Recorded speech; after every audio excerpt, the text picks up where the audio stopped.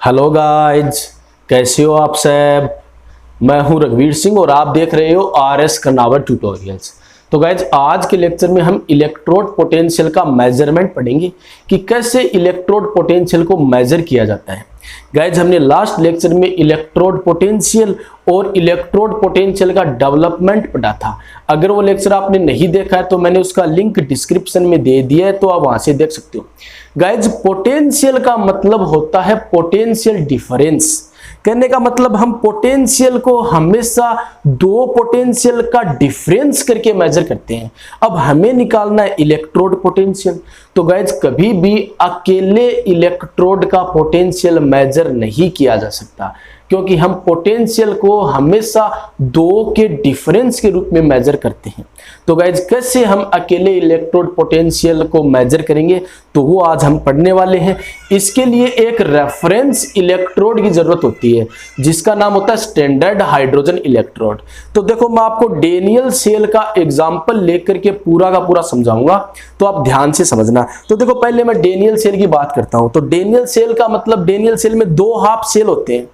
Half cell का मतलब ऐसी डिवाइस जिसमें सबस्टांस अपने ही सॉल्यूशन में डूबा रहता है। जैसे डेनियल सेल में दो हाफ सेल होते हैं, एक में तो जिंक रोड जिंक सल्फेट में, तो जिंक रोड अपने सॉल्यूशन में डूबी हुई है। एक हाफ सेल में कॉपर रोड कॉपर सल्फेट में डूबी रहती है। तो हाफ सेल का मतलब जिसमें सबस्टांस, कोई भी सबस्टांस हो चाहे, वो अपने ही सॉल्यूशन में डूबा रहता है।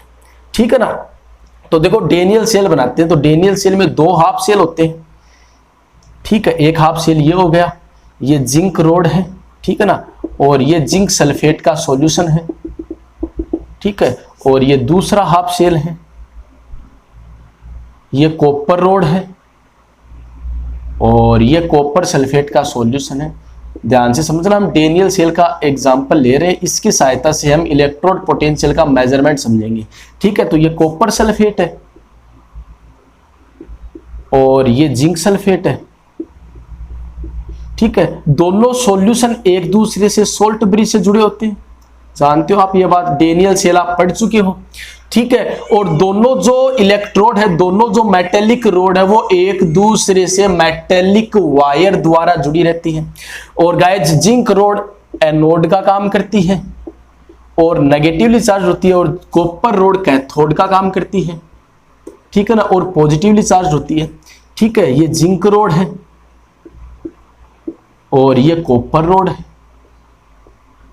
ठीक है, जिंक रोड में इलेक्ट्रॉनों का फ्लो जिंक रोड से कॉपर रोड की ओर होता है, और इलेक्ट्रिसिटी आप जानते हो कि ऑपोजिट डायरेक्शन में जाएगी, तो इलेक्ट्रिसिटी का फ्लो कॉपर रोड से जिंक रोड की ओर होता है। तो ये डेनियल सेल हो गया। अब गाइज इसका हमें सेल पोटेंशियल निकालना है। तो जैसा कि आपने लास्ट लेक्चर्स में पढ़ा है कि सेल पोटेंशियल क्या होगा, देखो कि ई सेल है ना, स्टैंडर्ड कंडीशन ले लेते हैं। स्टैंडर्ड कंडीशन का मतलब जानते हो ना कि टेम्परेचर 298 केल्विन होना चाहिए, प्रेशर 1 बार होना चाहिए, और ये जो सॉल्यूशन है इनकी कंसंट्रेशन 1 मोलर होनी चाहिए, यानी कि इनकी मोलैरिटी 1 होनी चाहिए।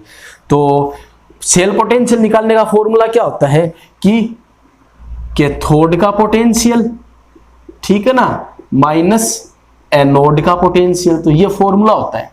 तो गाइज कैथोड किसका बना हुआ है, कॉपर का, तो ये लो Cu2+, Cu।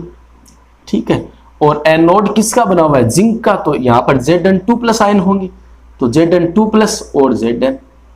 ठीक है, तो देखो अब डेनियल सेल का पोटेंशियल निकालने के लिए आपको इस कॉपर इलेक्ट्रोड का पोटेंशियल पता होना चाहिए और आपको जिंक इलेक्ट्रोड का पोटेंशियल पता होना चाहिए, तभी आप डेनियल सेल का पोटेंशियल मेजर कर पाओगे, अदरवाइज नहीं कर पाओगे। अब गाइस जैसा कि आप जानते हो कि अकेले इलेक्ट्रोड का पोटेंशियल हम मेजर नहीं कर सकते, क्योंकि पोटेंशियल हमेशा दो का डिफरेंस होता है। अब हम अकेले इलेक्ट्रोड का पोटेंशियल कैसे मेजर करें, इसलिए आईयूपीएसी ने एक स्टैंडर्ड, एक रेफरेंस इलेक्ट्रोड दिया। ठीक है, और उस इलेक्ट्रोड का नाम है standard hydrogen electrode, SHE, standard hydrogen electrode. यह एक रेफरेंस इलेक्ट्रोड है। अब देखो इसकी सहायता से हम कैसे इलेक्ट्रोड पोटेंशियल मेजर करेंगे, ध्यान से समझना है आपको। ठीक है, यह एक रेफरेंस इलेक्ट्रोड है, ठीक है, स्टैंडर्ड हाइड्रोजन इलेक्ट्रोड। इसका पोटेंशियल आईयूपीएसी ने 0 वोल्ट माना है। ठीक है, अब देखो पहले इसकी स्ट्रक्चर पढ़ेंगे और उसके बाद हम पढ़ेंगे कि कैसे हम पोटेंशियल मेजर कर सकते हैं। यह भी एक टाइप का हाफ सेल ही होता है। हाफ सेल का मतलब ऐसा सबस्टांस जो अपने ही सॉल्यूशन में डूबा रहता है, यानी कि इलेक्ट्रोड अपने ही सॉल्यूशन में डूबा रहता है। तो ध्यान से समझना, इसमें जो इलेक्ट्रोड होता है ना, वो कोई मेटल नहीं होती है, इसमें इलेक्ट्रोड होता है हाइड्रोजन गैस। ठीक है, हाफ शेल ध्यान समझना, हाफ शेल का मतलब ऐसा सबस्टांस जो अपने ही सॉल्यूशन में डूबा रहता है।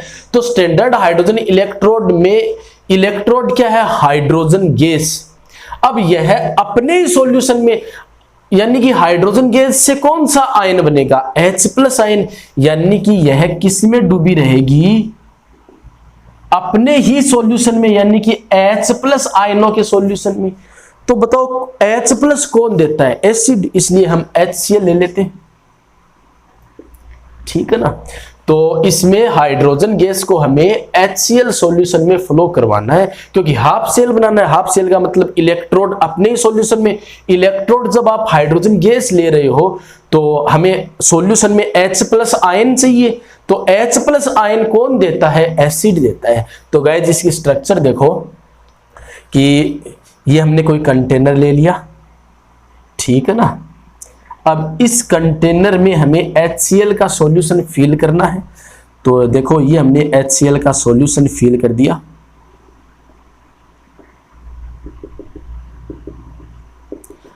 अब इस सॉल्यूशन में हमें हाइड्रोजन गैस फ्लो करवानी है। तो यहां पर ये एक इस टाइप की डिवाइस होती है, ठीक है ना। ठीक है, तो इधर से हमें H2 गैस फ्लो करवानी है। ठीक है, और H2 गैस हमें 1 atm प्रेशर पर फ्लो करवानी है। ध्यान रखना, HCl की कंसंट्रेशन कितनी होनी चाहिए, 1 मोलर। स्टैंडर्ड कंडीशन लगाएंगे ना, तो हाइड्रोजन गैस का प्रेशर, जो हम हाइड्रोजन गैस को फ्लो करवाएंगे ना, तो हाइड्रोजन गैस का प्रेशर कितना होगा, 1 atm। तो हमें 1 atm पर हाइड्रोजन गैस फ्लो करवानी है, और जो सॉल्यूशन है उसकी कंसंट्रेशन कितनी होनी चाहिए, 1 मोलर। अब गाइज कंडक्शन के लिए यहां पर एक प्लेटिनम की फॉइल होती है। कंडक्शन के लिए यहां पर एक प्लेटिनम की फॉइल, ये लो, ये प्लेटिनम की फॉइल होती है। और यहां पर हम एक वायर लगाते हैं, तो वो वायर मेटेलिक वायर होता है, चाहे आप कॉपर का वायर ले लो चाहे प्लेटिनम का वायर ले लो, ठीक है ना। तो ये है प्लेटिनम फॉइल, प्लेटिनम का कोई टुकड़ा है ना, और यह है मेटेलिक वायर, मेटेलिक वायर। ठीक है, तो गाइस ये स्टैंडर्ड हाइड्रोजन इलेक्ट्रोड की स्ट्रक्चर हो गई। ध्यान रखना, हाफ सेल हमें बनाना है। हाफ सेल वो सबस्टांस, मतलब ऐसा जिसमें सबस्टांस, हाफ सेल का मतलब सबस्टांस जो अपने ही सॉल्यूशन में डूबा रहता है। तो हम इलेक्ट्रोड मान रहे हैं हाइड्रोजन को, तो हाइड्रोजन अपने ही सॉल्यूशन में डूबी रहेगी ना, तो हाइड्रोजन से कौन सा आयन बनेगा, H+, यानी कि ऐसा सॉल्यूशन हमें लेना है जो H+ दे। तो ऐसा सॉल्यूशन एसिडिक सॉल्यूशन हो सकता है, क्योंकि एसिड ही H+ देता है। तो हमें हाइड्रोजन गैस को HCl में फ्लो करवाना है 1 atm प्रेशर पर, और HCl की कंसंट्रेशन होनी चाहिए 1 मोलर होनी चाहिए। ठीक है, तो ये हम फ्लो करवा रहे हैं। यहाँ पर कंडक्शन के लिए मैंने यहाँ पर प्लेटिनम की फॉइल लगा दी है, और ये प्लेटिनम का वायर है। तो गाइज ये हाइड्रोजन इलेक्ट्रोड की स्ट्रक्चर होगी। तो फटाफट आप इस स्ट्रक्चर को बना लीजिए। उसके बाद हम देखेंगे कि इस इलेक्ट्रोड की सहायता से हम पोटेंशियल कैसे मेजर करते हैं, तो वो बताऊंगा। तो फटाफट आप ये स्ट्रक्चर बना लीजिए।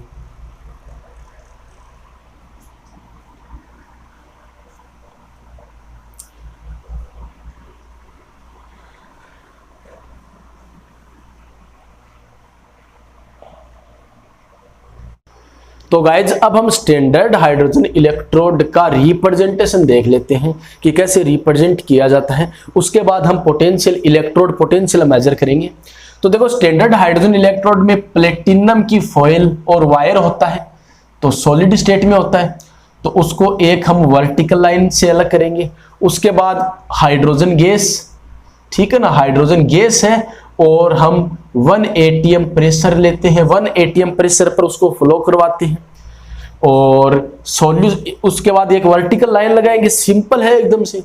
और सॉल्यूशन में H+ है, जो सॉल्यूशन का मतलब एक्वस सॉल्यूशन होगा, तो AQ लगाएंगे और कंसंट्रेशन 1 मोलर।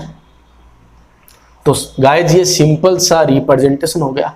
अब देखो हम हाइड्रोजन इलेक्ट्रोड से पोटेंशियल कैसे मेजर करते हैं तो वो देखते हैं। तो गाइस मान लो हमें कॉपर वाले इलेक्ट्रोड यानी कि इस हाफ शेल का, इस कॉपर वाले इलेक्ट्रोड का पोटेंशियल मेजर करना है, तो SHE को हम हमेशा एनोड की जगह यूज करते हैं। तो SHE